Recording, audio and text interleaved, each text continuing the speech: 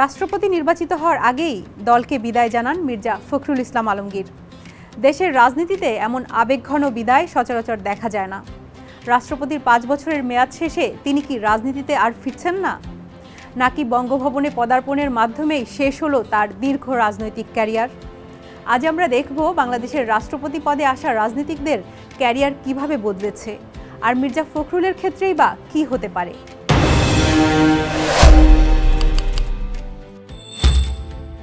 রাষ্ট্রপতি নির্বাচনের আগের রাতে বিএনপির সংসদীয় দলের সভায় দেওয়া বিদায়ী বক্তব্যে বারবার কান্নায় ভেঙে পড়েন মির্জা ফখরুল। দলে জ্যেষ্ঠ যুগ্ম মহাসচিব, ভারপ্রাপ্ত মহাসচিব ও মহাসচিব হিসেবে দীর্ঘ দায়িত্ব পালনের কথা উঠে আসে তার বক্তব্যে। এমনকি দায়িত্ব পালনের সময় ভুলভ্রান্তির জন্য সকলের কাছে ক্ষমাও চেয়ে নেন এই জ্যেষ্ঠ রাজনীতিবিদ। একই সঙ্গে তিনি জানান, বঙ্গভবনে যাওয়ার পর সহকর্মীদের মিস করবেন। সভায় তিনি মাত্র কয়েক মিনিট বক্তব্য দিয়েছেন, এর মধ্যে ৪ থেকে ৫ বার আবেগ আপ্লুত হয়ে পড়েন। একই সঙ্গে সভায় উপস্থিত বিএনপি চেয়ারম্যান ও প্রধানমন্ত্রী তারেক রহমান সহ অন্যদেরও আবেগ আপ্লুত করেন। দেশের ইতিহাসে এমন বিদায় অত্যন্ত বিরল।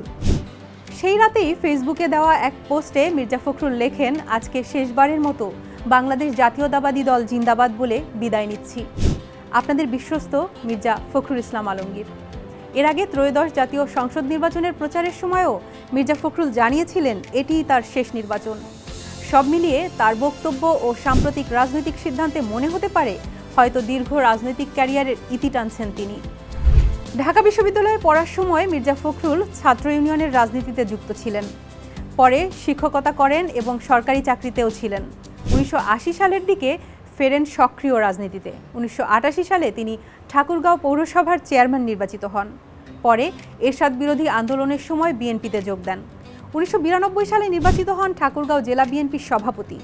২০০১ সালের জাতীয় সংসদ নির্বাচনে ঠাকুরগাঁও ১ আসন থেকে সংসদ সদস্য নির্বাচিত হয়ে প্রথমে কৃষি প্রতিমন্ত্রী এবং পরে বেসামরিক বিমান পরিবহন ও পর্যটন প্রতিমন্ত্রীর দায়িত্ব পালন করেন। ২০০৯ সালে তিনি বিএনপির জ্যেষ্ঠ যুগ্ম মহাসচিব হন। ২০১১ সালে খন্দকার দেলোয়ার হোসেনের মৃত্যুর পর তিনি ভারপ্রাপ্ত মহাসচিবের দায়িত্ব নেন, আর ২০১৬ সালে হন বিএনপির পূর্ণাঙ্গ মহাসচিব।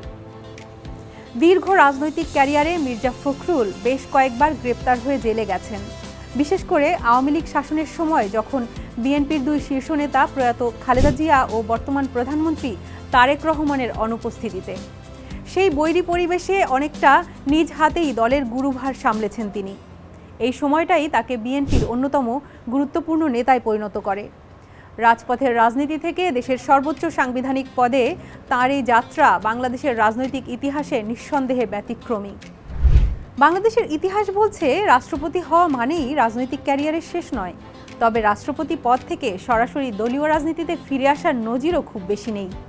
স্বাধীনতার পর রাষ্ট্রপতি পদে আসা ব্যক্তিদের মধ্যে শেখ মুজিবুর রহমান, সৈয়দ নজরুল ইসলাম, মুহাম্মদুল্লাহ ও খন্দকার মোশতাক আহমদ আওয়ামী লীগের রাজনীতির সঙ্গে যুক্ত ছিলেন।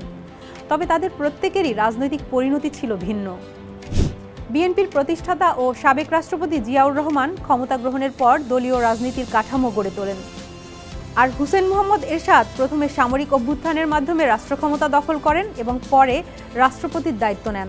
১৯৯০ সালের প্রবল গণ আন্দোলনের মুখে এরশাদ পদত্যাগে বাধ্য হন। তবে তার রাজনৈতিক ক্যারিয়ার কিন্তু শেষ হয়নি। রাষ্ট্রপতির পদ ছাড়ার পরও তিনি সংসদ সদস্য হয়েছেন এবং জাতীয় পার্টির চেয়ারম্যান হিসেবেও আমৃত্যু দায়িত্ব পালন করেছেন। বিএনপির প্রার্থী হিসেবে রাষ্ট্রপতি হয়েছিলেন একিউএম বদরুদ্দোজা চৌধুরী। তবে বিএনপির সঙ্গে দূরত্ব তৈরি হওয়ায় ২০০২ সালে তিনি পদ ছাড়েন। এরপর ২০০৪ সালে বিকল্পধারা বাংলাদেশ নামে নতুন রাজনৈতিক দল গঠন করেন। অবশ্য তার গড়া দলটি বিএনপি বা আওয়ামী লীগের মতো এত বড় রাজনৈতিক শক্তি হতে পারেনি।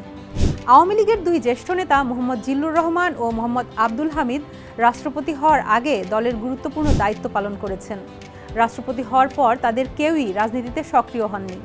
অর্থাৎ দলীয় রাজনীতি থেকে রাষ্ট্রপতি ভবনে যাওয়ার পর সেখানেই রাজনৈতিক জীবনের সমাপ্তি টানার নজিরও বাংলাদেশের ইতিহাসে রয়েছে। সবশেষ মোহাম্মদ শাহাবুদ্দিন রাষ্ট্রপতি হওয়ার আগে সরাসরি আওয়ামী লীগের রাজনীতির সঙ্গে যুক্ত না থাকলেও দলটির শাসন আমলে সরকারি বিভিন্ন গুরুত্বপূর্ণ পদে ছিলেন। রাষ্ট্রপতির পদ থেকে পদত্যাগের পর তার সক্রিয় দলীয় রাজনীতিতে যুক্ত হওয়ার কোনো আভাস মেলেনি। আইনগতভাবে রাষ্ট্রপতির মেয়াদ শেষ হওয়ার পর মির্জা ফখরুলের দলীয় রাজনীতিতে ফেরার পথ বন্ধ এমন কোনো সাধারণ সাংবিধানিক নিষেধাজ্ঞা নেই। কিন্তু বাস্তব রাজনীতির প্রশ্নটি ভিন্ন। মির্জা ফখরুলের বয়স এখন ৭৮ বছর।